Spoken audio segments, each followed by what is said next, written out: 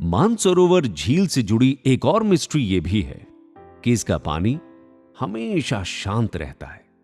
इसमें कोई हलचल दिखाई नहीं देती। टेम्परेचर में भी कभी कोई अंतर नहीं पड़ता। जबकि इस झील के ठीक बगल में मौजूद राक्षस ताल का टेम्परेचर और उसके पानी का आकार वेदर के अनुसार बदलता रहता है। पर मानसरोवर में मौसम का असर नहीं होता। यह भी एक बहुत बड़ा राज है जिसे आज तक कोई साइंटिस्ट सॉल्व नहीं कर पाया। मानसरोवर झील की तरह ही राक्षस ताल से भी बहुत सी कहानियां जुड़ी हुई हैं। हिंदू धर्म ग्रंथ की माने तो राक्षस ताल ही वो जगह है जहां रावण ने भगवान शिव के दर्शन पाने के लिए कठोर तपस्या की थी। कहा जाता है कि रावण की एनर्जी आज भी राक्षस ताल के आसपास मौजूद है। इसीलिए राक्षस ताल जाने वाले लोगों को एक नेगेटिव एनर्जी की फीलिंग होती है। इसे राक्षस ताल राक्षस राज रावण के कारण ही कहा जाता है, जिसका पानी खारा है, जबकि इसके ठीक बगल में मौजूद मानसरोवर झील का पानी बिल्कुल मीठा है। माउंट कैलाश के ठीक नीचे मौजूद इन दोनों झीलों के पानी में इतना अंतर भी एक बहुत बड़ा रहस्य है। साइंटिस्ट अक्सर रिसर्च करने यहां आते हैं, लेकिन उन्हें अभी तक इन दोनों झीलों के पानी में अंतर का पता नहीं लगा। मानसरोवर झील की तरह राक्षस ताल भी लोगों को अपनी तरफ अट्रैक्ट करता है।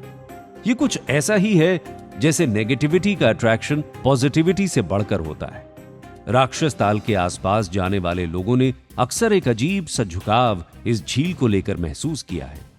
इस झील का पानी बहुत खारा है और इसके आसपास जीवन का एक भी निशान दिखाई नहीं देता। कोई पक्षी नहीं, कोई घास नहीं। मानसरोवर में डुबकी लगाने से जैसे पाप धुल जाते हैं, वैसे ही राक्षस ताल में अगर आपने एक बार डुबकी लगा दी तो आपके दिमाग में नेगेटिविटी हद से ज्यादा सवार हो सकती है। साइंस भी राक्षस ताल के रहस्य को जानने के लिए हमेशा परेशान रहता है। साइंटिफिक रीजन की तरफ देखें तो साइंस का मानना है कि राक्षस ताल की गहराई एक तो बहुत ज्यादा है, करीब 150 फीट से भी ज्यादा। इसके साथ ही यहां कुछ ऐसे हार्मफुल नेचुरल गैसेस पाए जाते हैं जो हमें नुकसान पहुंचा सकते हैं। इसलिए भी इसमें कभी डुबकी नहीं लगाई जाती। आप राक्षस ताल के आसपास रावण की तरह बहुत से अघोरी, साधु और तांत्रिकों को मेडिटेशन में बैठे हुए जरूर देख सकते हैं। पर कहा यह भी जाता है कि अगर आपके दिमाग में आपका बस नहीं, आप बहुत जल्दी डिस्टर्ब होते हैं, तो आपको ज्यादा देर तक राक्षस ताल के आसपास नहीं रुकना चाहिए। इसलिए बहुत से लोग राक्षस ताल को एक नजर देखने के बाद तुरंत वहां से लौट जाना ही बेहतर समझते हैं। कुछ अघोरियों ने राक्षस ताल को लेकर यह भी कहा कि इसके नीचे की दुनिया बहुत बड़ी है। शायद ये समुद्र से जाकर मिलती है और शायद पाताल से भी। अब इसके पीछे की सच्चाई क्या है, ये तो शायद ही कोई बता सके।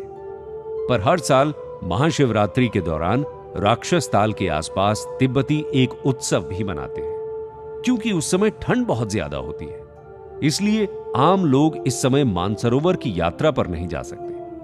अगर आप एक नेगेटिव एनर्जी को फील करना चाहते हैं, आप नेगेटिविटी और पॉजिटिविटी के बीच का फर्क समझना चाहते हैं, उसे महसूस करना चाहते हैं, तो आपको कैलाश के नीचे बसे इन दोनों झीलों का नजारा एक बार अपनी जिंदगी में जरूर देखना चाहिए।